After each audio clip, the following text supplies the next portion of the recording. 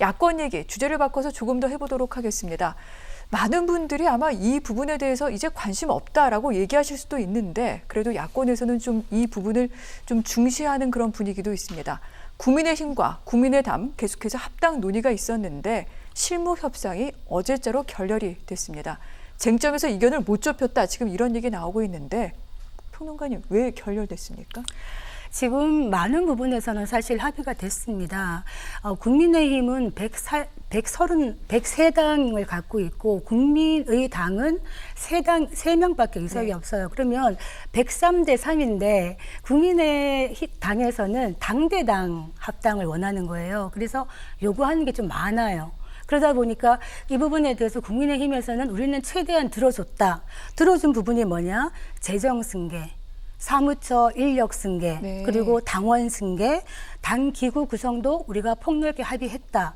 이 부분까지는 괜찮았는데 지금 이견에서 결렬되는 부분이 무엇이냐 하면 안철수 후보 쪽에서는 당명을 변경하자. 그러면 국민의힘 입장에서는 우리 당명 변경한 지 얼마 안 되었어. 그렇죠. 몇 달 안 되었고 요즘 인기도 괜찮아. 근데 이걸 또 바꿔야 되는 부분은 쉬운 문제가 아니거든요. 그리고 또 하나, 야권 단일 후보를 위해서 어떤 위원회를 만들자.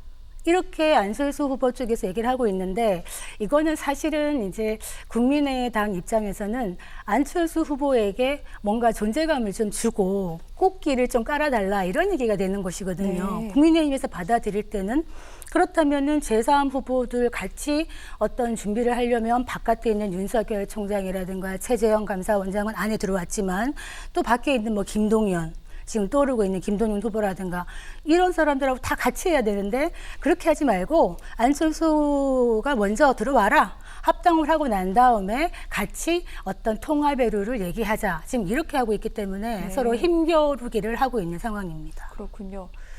설명을 들어보니까 아무래도 이 안철수 대표가 대선에 출마하려는 게 아니냐 이런 해석이 나올 것도 같은데 교수님 어떻게 보십니까? 그렇게 보여요. 그러니까 네. 국민의당의 안철수 대표 같은 경우에는 대선 출마를 염두에 두고서 저는 합당을 한다고 봐요. 네. 그러니까 합당을 하는 과정에서 본인의 대선 출마에 유리한 환경을 만들고 합당을 하고 싶겠죠.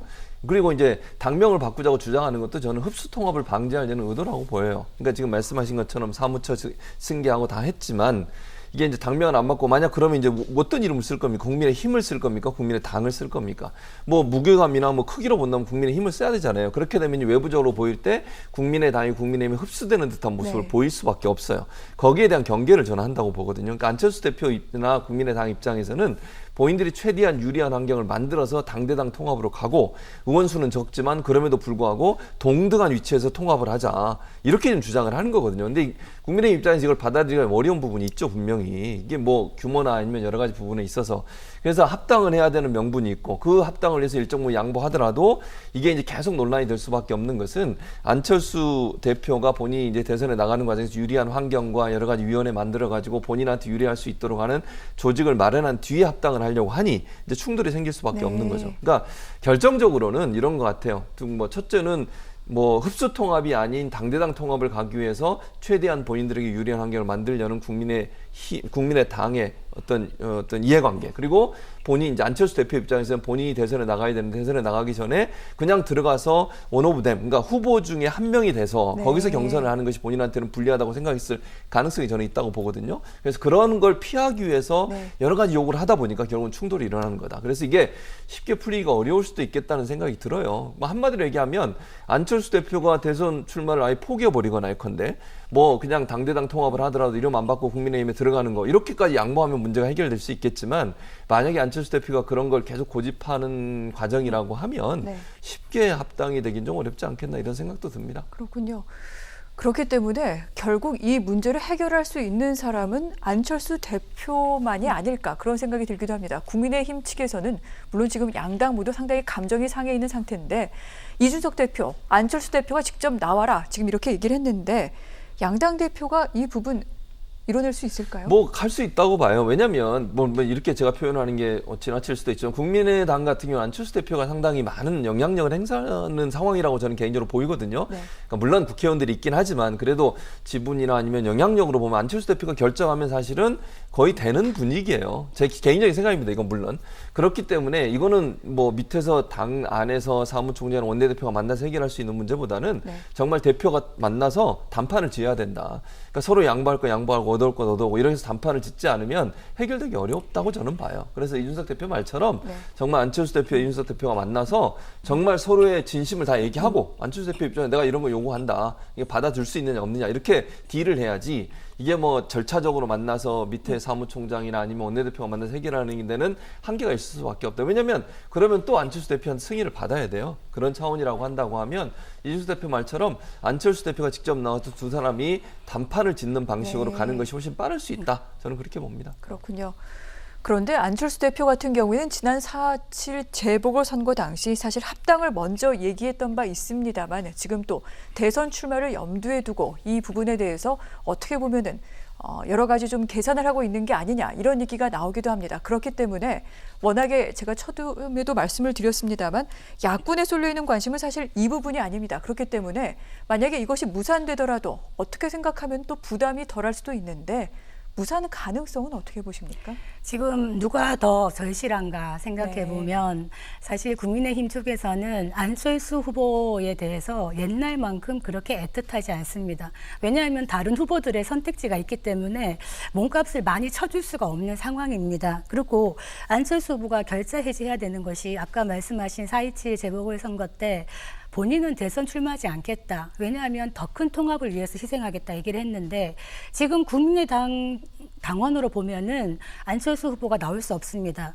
대선 1년 전에는 사퇴를 해야 되는데 지금 8개월밖에 안 남았거든요. 그렇다면 안철수 후보로서는 합당을 해서 국민의힘에 들어가야 그 속에서 경선에서 살아남고 올 수가 있는데 더 절박한 거는 안철수 후보다. 그렇기 때문에 이준석 대표가 국민의당과 합당하고 싶어 죽겠다 하면서도 하기 싫으니까 오만 가지 얘기하는 거 아니냐라고 또 얘기를 하는 거는 이런 여유로움을 얘기한 게 아닌가 이런 생각이 듭니다. 네. 그런데 방금 또 이준석 대표 말씀하셔서 이 부분도 좀 여쭤보도록 하겠습니다. 지금 이제 대표 자리에 오른 지 한 달 반여 되고 있는데 성과를 낸 부분은 사실 최재형 전 감사원장의 입당 하나입니다. 윤석열 전 총장 아직 끌어들이질 못했고요. 이 국민의당과의 합당도 아직 결과가 나오지 못했는데 혹시 리더십 문제 나오지 않겠습니까? 어차피 그 당내에서 이준석 대표 같은 경우에는 큰 조직력은 없죠.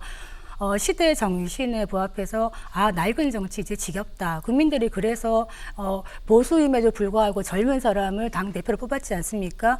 그 사이에 어떤 좌충우돌도 있었고 또 어떤 부분에서는 민주당과 보조를 맞춰가면서 뭐 전국민 재난지원금 합의했다가 하루 만에 번복한다거나 이런 것들도 있었습니다만 앞으로의 행보에서는 어차피 당대표가 누구든 간에 대선 후보가 결정되면은 이 선으로 물러나게 됩니다. 네. 그 기간 동안의 관리를 어떻게 할 것인가가 바로 이준석 리더십이 달려있다고 생각을 하는데 지금의 보이는 모습으로는 약간의 반윤이 아닌가라는 느낌을 살짝 가지기는 해요. 왜냐하면 당 안에서 윤석열 캠프를 지원하는 당협위원장이나 이런 사람을 징계하겠다. 이런 식으로 윤석열 총장을 압박하고 있기 때문에 이런 측면에서 그렇게 보이는 측면도 있지만 굉장히 전략적인 것이 아닌가. 입당을 빨리 촉구하는 의미에서 그런 얘기를 하고 있는 게 아닌가. 결국에는 한 울타리 속에 다 모으지 않겠는가. 이런 생각이 듭니다. 네.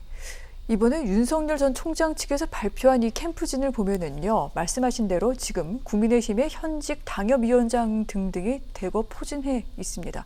분명히 국민의힘 이 부분에 대해서 마음이 편치는 않을 텐데요, 교수님. 그렇죠. 그러니까 사실은 이제 아까 송 평론가도 말씀하셨지만 이준석 대표 입장에서는 입당을 압박하기 위해서 전략을 쓰고 있는 거잖아요. 네. 근데 당협위원장이나 이제 국민의힘 소속된 분들이 지원을 해버리거나 40명이나 되는 분들이 물론 명목상으로는 입당을 빨리 하라고 그렇게 촉구하는 그 성명을 냈지만 이준석 대표의 그런 발언에 대해서 반대하는 또 SNS 글도 올리고 이랬어요. 이러면 이제 윤석열 총장 입장에서는 아니 뭐 밖에 있어도 괜찮네 이런 생각을 할 수도 있거든요. 그러니까 한 목소리를 내줘야 돼요. 제 말은 국민의힘의 대표가 그런 취지를 가지고 가면 좀 지원하고 싶더라도 좀 기다리고 있다가 압박을 해서 들어오게 하고 그 다음에 지원해도 되는 거잖아요. 근데 이게 아니고 지금 뭐 거의 40명 정도 이제 그렇게 얘기가 나오고 있는데 뭐 명확한 숫자는 모르겠습니다만 윤석열 전 총장을 지지하고 이제 친윤으로 분류되는 분들이 의원들이 있으시잖아요. 또 이분들이 이준석 대표를 공격하기도 하고 이러다 보니까 윤석열 전 총장 입장에 외부에 계시면서도 그렇게 크게 부담이 안 될 것 같아요. 왜냐면 뭐 이준석 대표가 그러더라도 본인을 지지하는 친윤 그룹이 있고 본인 외부에 있어도 국민의힘의 도움을 받을 수 있는 상황이라고 하면 입당을 빨리 하고 싶은 마음은 좀 덜하지 않겠어요? 그래서 저는 이준석 대표가 상당히 어려운 상황이 있을 수도 있겠다는 생각은 들어요, 개인적으로. 네. 그래서 대표가 어쨌든 리더십을 갖고 가는데 다른 목소리가 나오면 대표의 어떤 리더십이 흔들리는 거잖아요. 공격을 받는 것이고 네. 그런 부분들에 조금 더 한 목소리를 내면 좋겠다는 개인적인 생각이 저는 있고요. 윤석열 전 총장이 입당하도록 하기 위해서는 어쨌든 의원들이나 당협위원장도 같이 도와주는 것이 윤 총장이 좀 더 빨리 들어올 수 있는 방법이 아니겠나 하는 개인적인 생각은 있습니다. 알겠습니다.